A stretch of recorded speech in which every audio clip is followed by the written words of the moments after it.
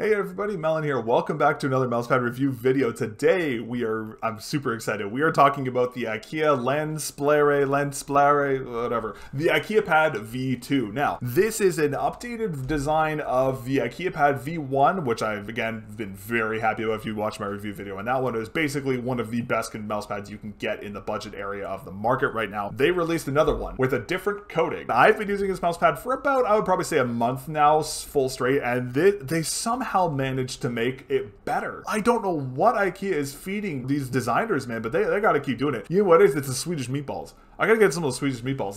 There's something in there, man, but I'm super impressed with this. But let's get it unpacked. Let's talk about it because there's a lot of cool stuff to cover. Alrighty, so for those of you who didn't watch my review of the IKEA PAD V1, if you haven't watched it and you're looking for a more controller-oriented pad, I highly recommend you go check that out because it's really good. Regardless though, basically this is identical to the IKEA PAD V1, so it is going to have the same 46 centimeter by 36 centimeter design. Unfortunately, it is not bigger. It's not 45 like I wanted, but that's okay. The pricing has actually changed a little bit. So up in Canada, this is going to be up for $25, so it's $5 more expensive than the IKEA PAD V1. In the States, the pricing seems to be unchanged. I'm assuming that's just because Canada import fees are crazy, so that's okay. But even at $25, the $5 increase still puts this pad into a very good value for what you're paying for. Similar to the V1, build quality is insane. I've been using it for about a month. I've had zero issues with this mousepad in any way, shape, or form in terms of build quality. No bubbling in the foam, no weird creases in the wrapper, no issues at all. Props to IKEA again for keeping the quality great. Let's talk about the performance. The base is slightly different. They have this kind of odd analog clock kind of sticky design on the bottom.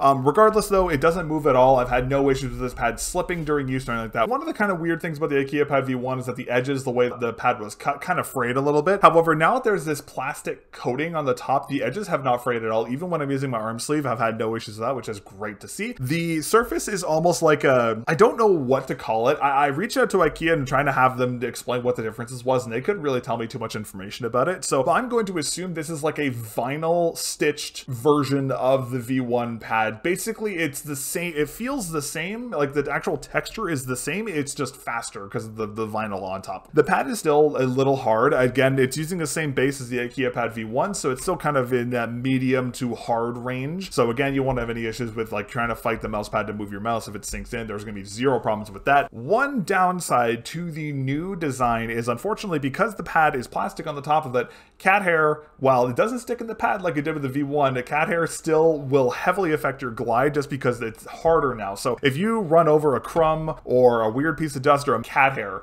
you will feel it under your mouse skates. So the one weird tidbit about this mouse pad is that if you're first using it for the day, I'd highly recommend giving it a quick little wipe, especially if you have pets. But in terms of like developing slow spots and that kind of stuff, I haven't had any issues with any slow spot development or anything like that, so good on there. Also, in terms of the new surface is significantly more water resistant than the IKEA PAD V1. So again, sweaty hands, you have sweaty arms, the water just kind of beads off the surface because if it's like this vinyl PTFE kind of covering, so much more water resistant. You can use the pad with just your arm. However, I will say if it's sweatier in the summer and that kind of stuff, you may have a bit of issues with it sticking a little bit. I'd highly recommend using an arm sleeve with it, but overall, I've had very little issues. Up here in Canada, it's winter right now, so I'm actually a little hotter than I normally am, and I have no issues and no resistance with the glide. Now, in terms of speed, this pad is very fast. This pad is a lot faster than the IKEA V1, which is really, honestly, I actually don't mind it. I normally don't actually like speed pads. I prefer more control-focused hybrid pads. I actually really like this. Now, unfortunately, I haven't really experienced a mouse pad with this kind of glide before. The glide is just really smooth and doesn't have a lot of friction. It's very much like that. I don't want to say it's like a glass pad because I haven't used a glass pad before, but that's what it kind of reminds me of in terms of how it feels. This does heavily affect the stopping power, so this mouse pad definitely has less stopping power than the IKEA PAD V1, obviously to be expected. However, I will say it's not as much of a drop-off in terms of stopping power as I expected it to be, but in terms of just usability, I haven't had any problems. I did have maybe a week of a kind of adjustment period to get used from going to control to a faster surface, but after a week, I've had zero problems with it. Overall, I felt like I was very consistent. I didn't feel like I was having to adjust too much to the mousepad after about a week of use. Another differentiating factor between the IKEA PAD V1 and V2 is that the V2 surface surface has made it a lot more compatible with arm sleeves. The V2 feels amazing. There is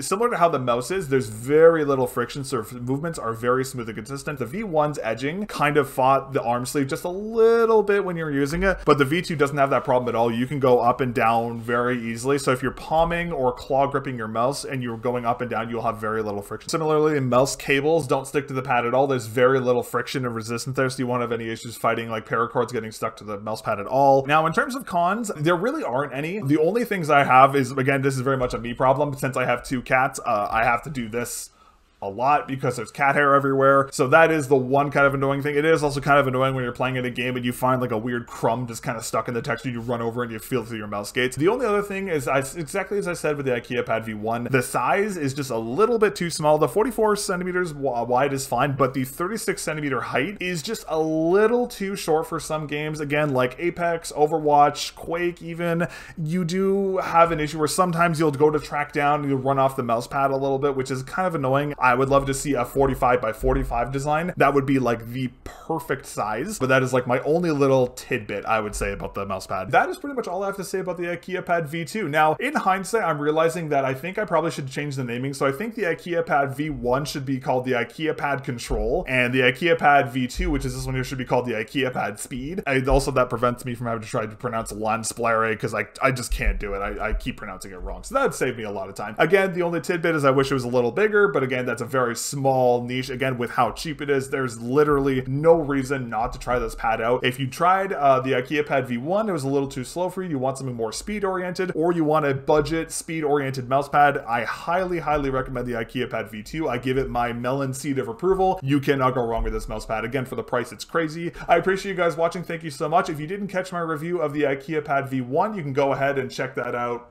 over here. Wherever it's going to show up, it'll be somewhere over here. Go ahead and check that out, and be sure to subscribe to the channel so you don't miss any future reviews on peripherals, mouse and mouse pads, and all that fun stuff. But yeah, I'll catch you guys in the next one. Thank you so much for watching. See you later.